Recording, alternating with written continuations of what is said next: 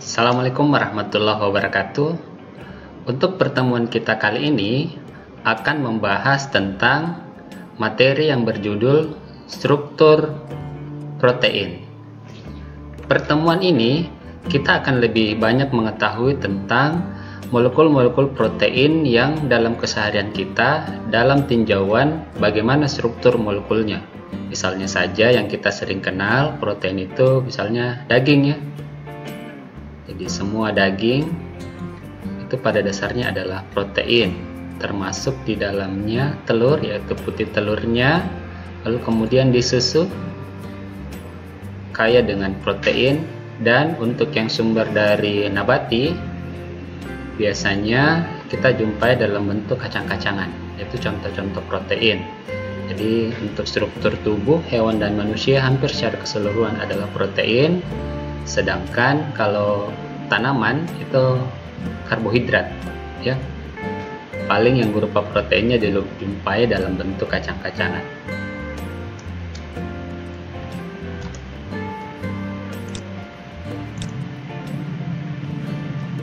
Di pembahasan sebelumnya telah dibahas sebagai dasar kita untuk dapat memahami tentang protein, yaitu tentang asam amino dan peptida.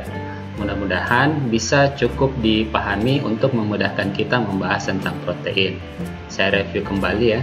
Jadi asam amino itu kan penyusun sederhana dari suatu protein.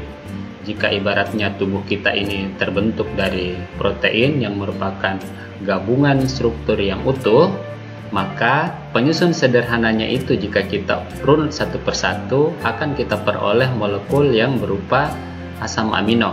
Sesuai dengan definisinya, asam amino itu punya satu atom C pusat, C alfa, dan mengikat 4 gugus. 4 gugusnya itu yang pertama mengikat gugus karboksil atau asam karboksilat.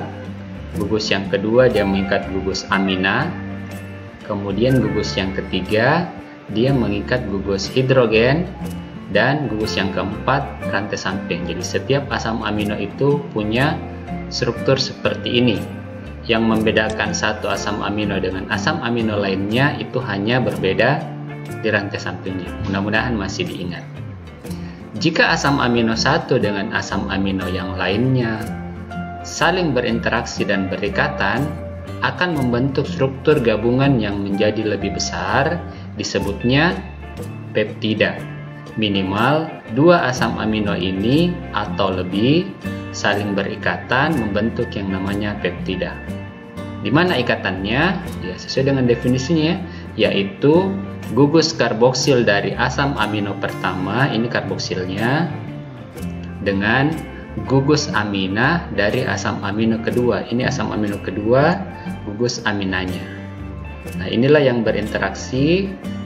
Dan hasil interaksinya melepaskan molekul air OH dari COH dan hidrogen dari NH2.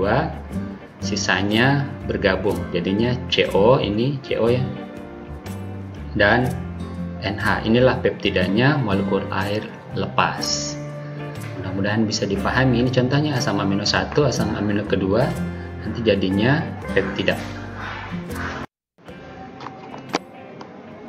Setelah memahami struktur pembentukan dari suatu peptida, maka untuk pembahasan kita kali ini akan kita bahas tentang bagaimana struktur dari protein. Jadi urutannya kan dari asam amino, lalu menjadi peptida atau polipeptida, seterusnya membentuk protein. Jika kita sudah membahas istilah protein, maka protein itu harus kita pahami merupakan rantai polipeptida yang berupa gabungan ratusan bahkan ribuan asam amino yang terikat satu sama lain. Jadi saya ingatkan kembali, istilah protein itu sudah merupakan molekul yang sangat besar, gabungan dari ratusan bahkan ribuan asam amino yang terikat satu sama lain. Oleh karena strukturnya yang sudah sangat besar, maka untuk menggambar struktur molekul dari protein ini sudah amat sulit dibuat dengan mudah. Maka penggambaran struktur protein ini dibuat dalam bentuk model-model struktur protein. di mana dikenal 4 model struktur protein. Yang pertama, struktur primer, struktur sekunder, ketiga struktur tersier, dan yang keempat struktur kuartener dengan tampilan model seperti ini. Secara sekilas, struktur primer itu struktur yang rantai polipeptida terus memanjang, lalu kemudian yang sekunder dari yang memanjang itu membentuk struktur tertekuk membentuk alpha helix. Selanjutnya, struktur alpha helix ini terus tertekuk dan tidak beraturan membentuk rantai protein yang memanjang. Yang selanjutnya, yang lebih globular lagi, gabungan antara struktur tersier ini terikat satu sama lain. Bagaimana detailnya satu persatu akan kita bahas. Yang pertama,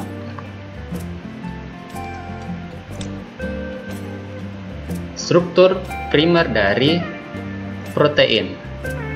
Setelah paham tentang peptida, gabungan antara asam amino satu dengan asam amino yang lain, inilah sebenarnya yang membentuk struktur primer protein.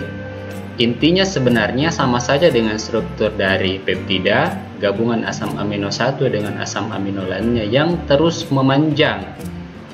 Bayangannya adalah asam aminonya itu ada ratusan bahkan ribuan asam amino yang terus memanjang satu sama lain oleh karena interaksi ikatan peptida. Ini misalnya baru 2 asam amino membentuk protein, ya sudah ratusan ya, bahkan ribuan asam amino yang terikat satu sama lain. Ilustrasinya seperti ini. Pembentukan protein dalam tubuh kita itu diperankan oleh biomolekul yang kita sebut dengan istilah umum adalah DNA. Taunya kita kan cuma mengkonsumsi protein gitu ya dari bahan makanan.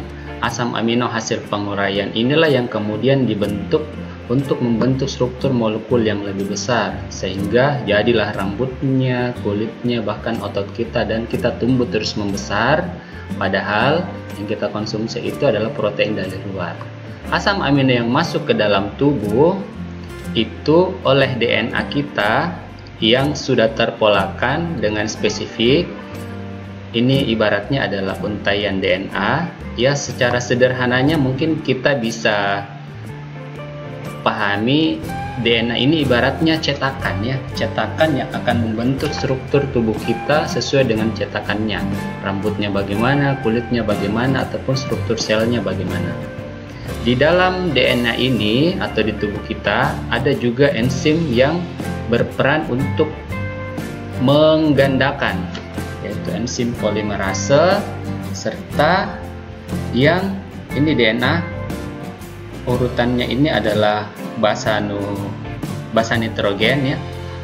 Ya, paling kalau kita pelajari istilahnya ini kodon dengan urutan basa nitrogen yang spesifik, yang kemudian dari asam amino yang hasil konsumsi yang ada dalam tubuh kita itu akan dibawa oleh DNA transferase. Ini ibaratnya juga adalah DNA transferase, potongan-potongan ini yang akan membawa asam amino satu persatu sesuai dengan kode untaian kodonnya ini ya.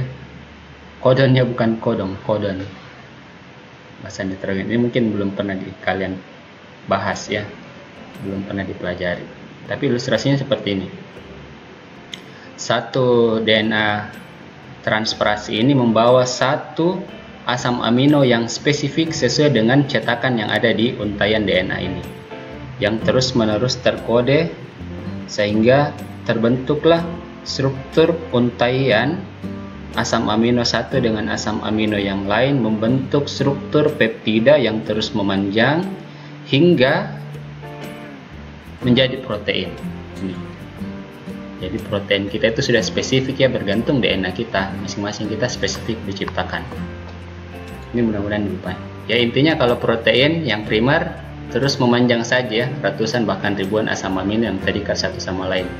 Kalau mau gambar 2 dimensi ya ini saja, kasih dalam kurung, yang kasih N di sini. Kalau ada N, berarti asumsinya ratusan ribuan asam amino yang terikat satu sama lain. Itulah struktur primer protein. Jadi strukturnya ini terus memanjang saja. Ini misalnya asam amino 1, ini baru 4, baru peptida sebenarnya ini. Tapi kalau sudah primer ya sudah ratusan, intinya gitu. Jadi dalam struktur primer ini ikatan yang dilibatkan itu hanya satu ya, ikatan peptida, gabungan asam amino 1 dengan asam amino lainnya saling terikat terus menerus hingga memanjang membentuk struktur protein primer.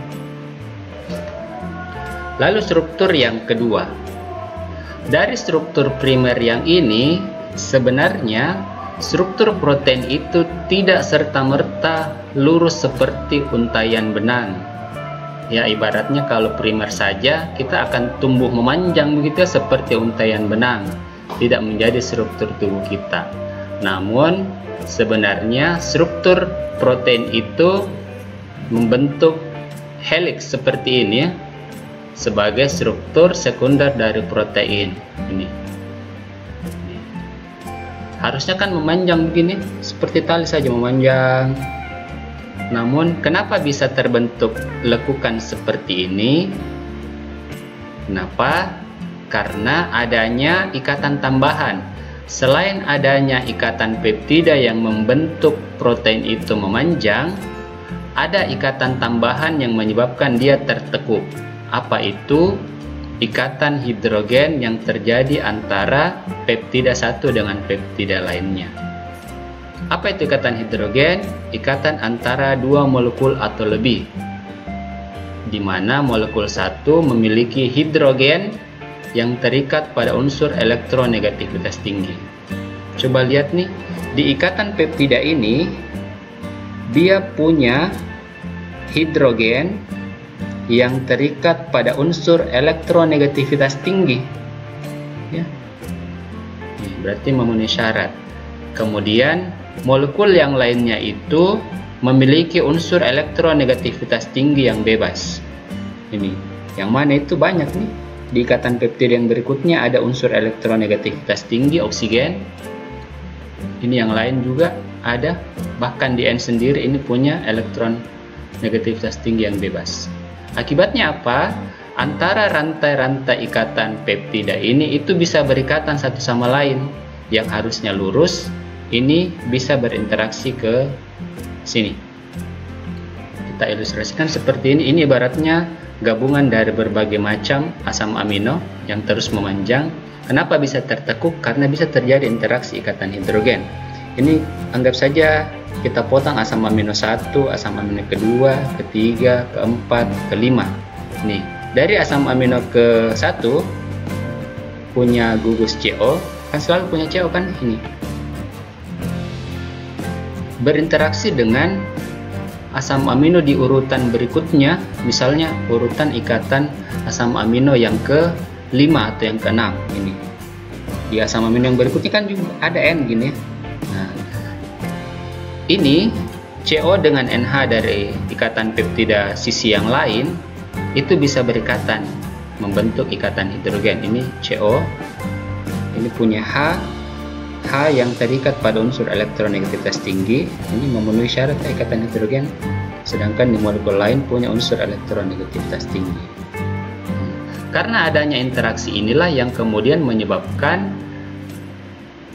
struktur primer tadi yang harusnya memanjang itu tertekuk. Yang awalnya membentuk struktur yang terus memanjang saja seperti ini, lalu kemudian terbentuk pola lekukan seperti ini, namanya struktur helix. Jadi saya ulang, kenapa bisa helix? Karena yang tadinya awalnya memanjang ada ikatan interaksi tambahan, yaitu ikatan hidrogen antara rantai peptidanya sehingga tertekuk. Bentuk tekukannya itu biasanya antara residu ke-3 ke-6, jadi ini terus berulang. Misalnya saja kita anggap saja ke-5 gitu ya, 1 dengan 5 ini asam amino 1, ini asam amino ke-5 misalnya, ini berinteraksi ikatan hidrogen dan seterusnya, ikatan hidrogen semua, sehingga strukturnya menjadi spiral. Nah, itulah struktur sekunder. Struktur sekunder ini selain membentuk helix seperti ini, antara heliksnya lagi itu bisa berinteraksi membentuk double helix. Jadi ibaratnya ini kan awalnya lurus ya kalau primer, lalu sekunder membentuk alpha helix ini yang spiral. Gabungan dari alpha helix ini bisa bergabung satu sama lain lagi menjadi double helix, triple helix, dan seterusnya sehingga membentuk struktur yang lebih besar, misalnya struktur kulit. Kenapa bisa berinteraksi seperti itu? Karena sama saja tadi ya, antara ikatan peptidanya itu, double helix yang satu dengan double helix yang lain, masih banyak pasangan hidrogen elektron bebas, hidrogen yang terikat pada unsur elektronegativitas tinggi, sehingga menyebabkan ikatan hidrogen-hidrogen tambahan. Selain ikatan hidrogen yang membentuk dia helix, maka ikatan hidrogen lagi bisa terjadi antara alpha helix yang terjadi. Jadi ini ibaratnya helix oleh ikatan hidrogen antara peptidanya, lalu alpha helix yang lain lagi bisa berikatan dengan alpha helix yang lain oleh adanya ikatan hidrogen lagi ya. Namanya membentuk double helix atau triple helix dan seterusnya, membentuk struktur protein yang protein serat, misalnya kolagen, kayak kulit atau rambut kita gitu ya. Sehingga kalau kita ilustrasikan sudah seperti ini jadinya, alpha helix ya, sudah helix. Lalu kemudian nyatanya struktur protein ini sudah tidak lagi membentuk struktur yang rapi seperti alpha helix, namun bisa membentuk struktur protein yang ketiga, struktur protein tersier. Mengapa bisa seperti itu? Karena adanya ikatan tambahan. Kalau tadi yang primer baru ikatan peptida saja yang terlibat, kemudian diikat struktur protein sekunder, selain peptida ada hidrogen. Untuk yang tersier ada lagi ikatan yang bisa terlibat menyebabkan dia sudah tidak beraturan modelnya. Kenapa? Karena ada rantai samping. Nih, setiap asam amino itu kan punya rantai samping. Jadi tidak serta-merta ini lurus-menerus seperti primer ya, atau membentuk helix saja. Nah, ada rantai samping masing-masing asam amino itu yang bisa berinteraksi. Misalnya saja ini nomor-nomor ini menunjukkan urutan asam amino sampai dengan 38. Ya, kita asumsikan saja strukturnya rapi seperti ini ya, helix. Namun helix itu tidak rapi lagi seperti itu. Kenapa? Karena ada rantai samping. Ini misalnya rantai samping dari CH2 amino, ini lisin gitu ya, CH2NH3 ini lisin. Kemudian di urutan yang ke-24 ini kan asumsinya tadi memanjang begini ya, helix. Ternyata yang di ke-24 ini sebelah sini ada asam amino CH2COOH, yaitu ini aspartat misalnya. Nih, antara aspartat CH2COOH ini dengan NH2 itu ternyata bisa berinteraksi membentuk ikatan ionik, karena NH3 ini cenderung menjadi NH2 ini cenderung menjadi NH3+ dan COOH itu cenderung CO-.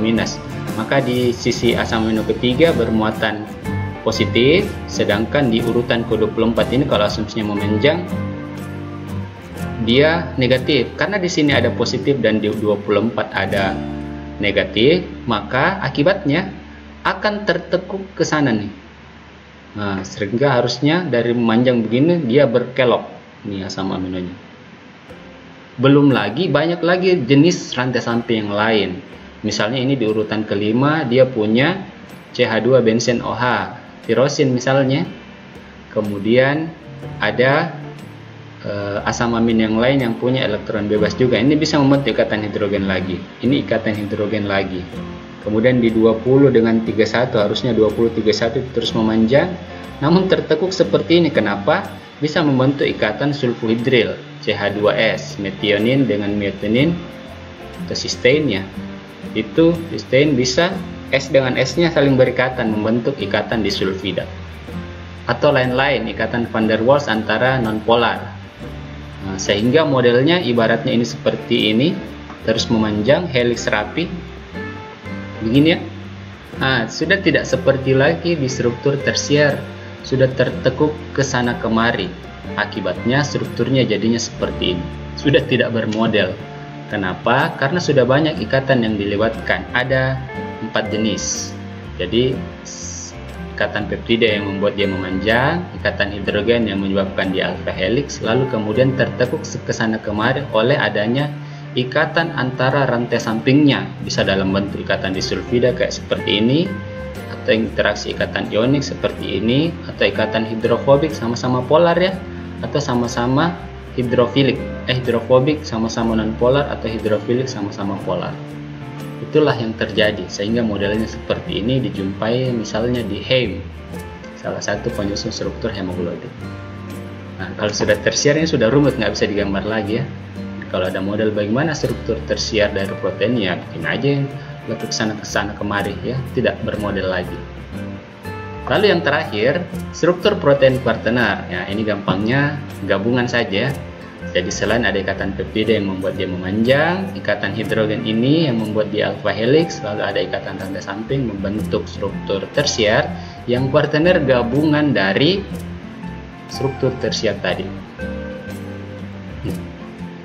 Gabungan kuartener yang nyatanya struktur-struktur semua ini ada dijumpai dalam tubuh kita. Misalnya untuk hemoglobin ya, gabungan dari struktur tersier, dimana satu hem ini struktur tersier, ini yang satu pink misalnya di atom pusatnya ada gugus prostetik zat besi yang membentuk lekukan polipeptida ini atau protein, dan bergabung lagi membentuk yang lebih besar menjadi hemoglobin yang mengikat oksigen dan CO2 dalam tubuh kita.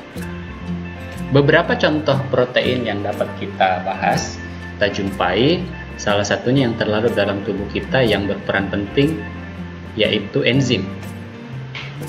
Enzim ini ya strukturnya struktur tersier gitu ya, sudah struktur tidak beraturan. Mengapa? Karena protein ini berupa enzim sudah merupakan makromolekul besar dengan struktur yang sudah tidak berurutan helix, sudah tidak rapi. Apa itu enzim? Dia merupakan protein katalis, meningkatkan laju reaksi dalam metabolisme tubuh kita, mengubah struktur menjadi spesifik. Ini nggak sulit gitu ya. Intinya seperti ini nih. Kita ilustrasikan gampangnya kalian memahami enzim seperti ini. Kita itu kan dulu masih kecil seperti ini ya, lalu taunya cuma bernafas dan makan gitu, tiba-tiba besar. Taunya makan saja lalu kemudian rambut kita memanjang, kulit kita menjadi lebih tebal, hidungnya bertambah, tinggi badan membesar, dan terus menerus. Itu semua karena ada proses reaksi kimia dalam tubuh. Semua proses reaksi dalam proses kimia dalam tubuh kita itu ada protein yang berperan penting untuk mengatur prosesnya semua itu. Ibaratnya kalau kita membangun suatu bangunan, pekerjanya itu kan ada tukang ya. Nah, tukangnya dalam tubuh kita itu enzim. Dialah yang mengurai, kuasanya kita itu hanya sebatas di mulut ya. Makanan yang kita konsumsi sehari-hari itu kita punya kuasa hanya sampai di tahapan mengunyah. Setelah kalian telan makanan tersebut, maka kita tidak punya kuasa lagi mengaturnya. Yang berperan lebih lanjut itu adalah enzim-enzim yang berperan sangat spesifik, tergantung bahan kimia apa yang masuk ke dalam tubuh atau konsumsi apa yang kita diet konsumsi apa kita. Ini yang kita istilahkan sebagai substrat. Contoh misalnya yang masuk itu adalah maltosa disakarida, ya enzim yang mengubahnya maltase, mengubahnya menjadi sederhana. Atau kemudian kalau kita bahasnya protein pembentuk, berarti yang mengubah asam amino itu sehingga menjadi tumbuh terus-menerus tubuh kita sebagai protein, itulah peran-peran dari enzim. Contoh yang lain misalnya kayu atau daun yang lapuk di suatu kebun atau di tanah, itu kan awalnya berupa molekul yang sangat besar atau potongan kayu yang besar, lama-lama setelah beberapa bulan habis terurai. Kemanakah itu? Nah, itu karena diurai oleh mikroba pengurai atau bakteri pengurai. Pernah nggak lihat bakteri pengurai itu punya gigi gitu yang menghaluskan gigi? Nah, makanan dari bakteri ini yang memprosesnya itu semua enzim yang ada dalam tubuhnya, sehingga habis itu semua bahan makanan yang dia urai, sehingga habis kayunya atau lain-lain. Intinya dalam tubuh kita itu ada satu protein yang sangat penting, berperan dengan sangat spesifik, yang mengatur metabolisme tubuh kita, yang bekerja terus-menerus tanpa henti. Itulah enzim. Enzim itu contoh dari suatu struktur protein tersier, ya, seperti ini. Bisa nggak digambar ya? Bikin aja seperti ini, ya. Enzim. Kerjanya sangat spesifik, yang khusus untuk mengatur oksigen, mengikat yang berinteraksi untuk pernapasan spesifik, untuk gula spesifik, untuk karbohidrat spesifik, untuk protein spesifik, untuk membentuk gigi, untuk rambut dan lain-lain. Semua spesifik. Jumlahnya mungkin jutaan atau ribuan enzim dalam tubuh kita, bahkan masih banyak yang belum ditemukan, yang belum kita definisikan dengan baik. Contoh protein yang lain juga dalam tubuh kita kenal dengan istilah antibodi. Antibodi ini sekarang familiar ya dengan adanya COVID-19. Istilah antibodi ini adalah protein yang dibentuk oleh tubuh sebagai sistem imunitas oleh respon dari antigen dari luar. Antigen ini zat asing bagi tubuh kita gitu ya. Zat asing bisa berupa macam-macam, racun, kemudian bakteri, virus, ataupun mikroba yang lainnya. Jika masuk dalam tubuh kita dan belum pernah dikenali, maka tubuh kita itu akan membentuk zat antinya. Antinya inilah susunan dari struktur protein. Ibaratnya kasus yang sekarang ya, COVID-19 itu kan virus ini belum pernah dikenali oleh tubuh kita. Akibatnya antigen ini jika masuk dalam tubuh menyebabkan kita sakit. Kenapa? Karena belum ada antibodinya. Kapan kita bisa membentuk antibodi? Apabila tubuh kita masih sanggup meresponnya untuk membuatkan antibodi, struktur protein antibodi zat antinya dari virus tersebut. Namun yang disayangkan, boleh jadi kondisinya kita cukup lemah sehingga antibodi kita ini belum sanggup terbentuk untuk melawan mikroba tadi atau virus tadi. Kita duluan sakit parah. Istilah vaksin itu adalah memasukkan antigen, contohnya virus yang sudah dilemahkan, tujuannya supaya kita tidak sakit-sakit amat dan tubuh kita itu sudah membentuk antibodi, sehingga kalau ketemu lagi dengan virus yang berikutnya yang sejenis, tubuh kita sudah cenderung lebih aman. Karena apa? Karena sudah ada zat anti pertahanan tubuh yang sudah sangat spesifik dibentuk oleh tubuh. Struktur dari antigen ini misalnya bagiannya itu dibuat spesifik, antibodinya yang merupakan struktur rantai polipeptida menjadi protein yang strukturnya merupakan struktur kuartaner ya, atau tersier. Antibodi ini protein. Nah, yang paling banyak menyusun struktur tubuh kita itu ini ya, yang kita bisa jumpai bentuk fisiknya dalam bentuk daging atau rambut, kuku, di kulit, tulang juga itu merupakan proteinnya, terus tumbuh seperti halnya kuku. Tentu tidak semuanya merupakan protein, itu gabungan dari mineral-mineral kalsium. Dikenal dengan istilah protein serat. Dua yang paling familiar, kita sebutnya kolagen, keratin. Kolagen itu kita paling sering jumpai di rambut. Di kulit nih, kulit atau otot kita gitu ya. Kemudian keratin kita banyak jumpai di rambut. Modelnya bagaimana? Struktur seperti ini. Ini struktur sekunder. Jadi dari primer membentuk helix. Kalau ada dua helix jadi double helix atau menjadi triple helix dan terus menerus. tentunya rapi. Nah, jadilah kulit kita, tulang kita, otot kita, rambut, kuku, dan lain-lain. Inilah yang membentuk struktur tubuh kita. Sedangkan yang lain ini fungsi-fungsi spesifik yang terlarut dalam tubuh. Enzim. Kalau ini penyusun tubuh kita, protein. Jadi siapa Anda? Anda itu protein. Maka konsumsinya ya untuk bisa tumbuh dengan baik, perhatikan diet proteinnya. Terima kasih. Mudah-mudahan bisa dipahami. Jadi di pertemuan kali ini mudah-mudahan bisa dipahami tentang bagaimana model struktur primer oleh ikatan peptida yang terus memanjang dari ratusan bahkan ribuan asam amino, lalu kemudian membentuk struktur sekunder, yaitu bentuk primer yang oleh adanya interaksi ikatan hidrogen membentuk helix.